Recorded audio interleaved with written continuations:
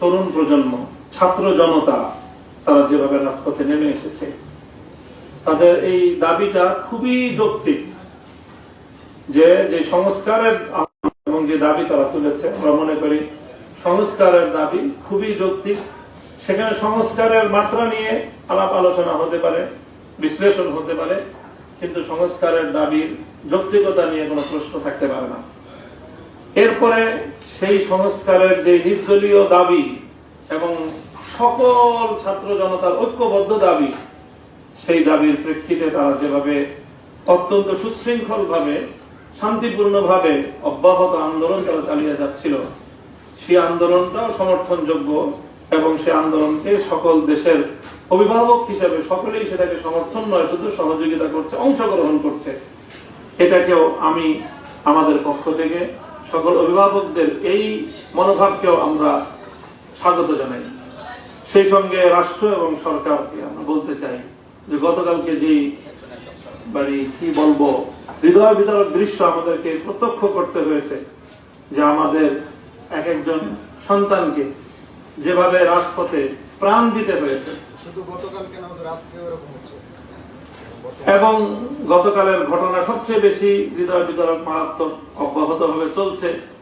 এইভাবে একটি শান্তিপূর্ণ স্বাভাবিক পরিবেশে, সাধারণ একটি দেশে, একটি সাধারণ পরিবেশে এমন রক্তক্ষরণ আর এমন ঠান্ডা মাথায় গুলি করে হত্যার এই দৃশ্য, এটা কোনোভাবে মেনে নেওয়ার মতো না। কেন এই ঘটনাগুলো ঘটছে?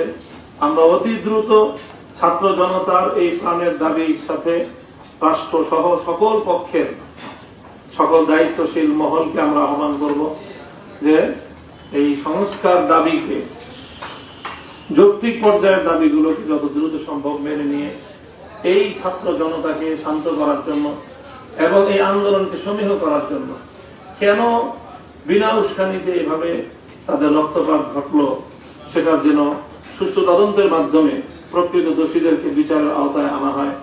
আমরা আমার দেশে আমার কোন সন্তানের, আমার কোন ছাত্রের রক্তে আমার এই স্বাধীন মাটি রঞ্জিত হোক, এই করুণ দৃশ্য আমরা দেখতে চাই না। কাজে এই আহ্বানও আমি আজকের এই আমাদের সকল উপস্থিতির পক্ষ থেকে আপনাদের প্রতিনিধি হিসাবে আমি উপস্থাপন করলাম, এই আহ্বান রাখলাম। আমরা দোয়া করি আল্লাহ আমাদের দেশকে যেন শান্ত করেন। আমাদের যারা যে সকল ছাত্ররা তারা একটি ন্যায়সঙ্গত দাবির পক্ষে মাঠে ময়দানে নেমে তারা শান্তিপূর্ণ ভাবে আন্দোলন করতে গিয়ে তাদের জীবন দিয়েছে, প্রাণ দিয়েছে, তাদের মধ্যে যারা মুসলমান রয়েছে, ইমানদার রয়েছে, তাদেরকে যেন আল্লাহ মাফ করেন, নসিব করেন। আর সকলকে যেন আল্লাহ পাক এই ন্যায্য দাবির যে কার্যকর এর যে সমাধান, সেই সমাধানটা যেন আল্লাহ এই আন্দোলনের মাধ্যমে ঘটিয়ে দেন, সেই প্রত্যাশা ব্যক্ত করছি। আর 2-3 মিনিট আছে, আমরা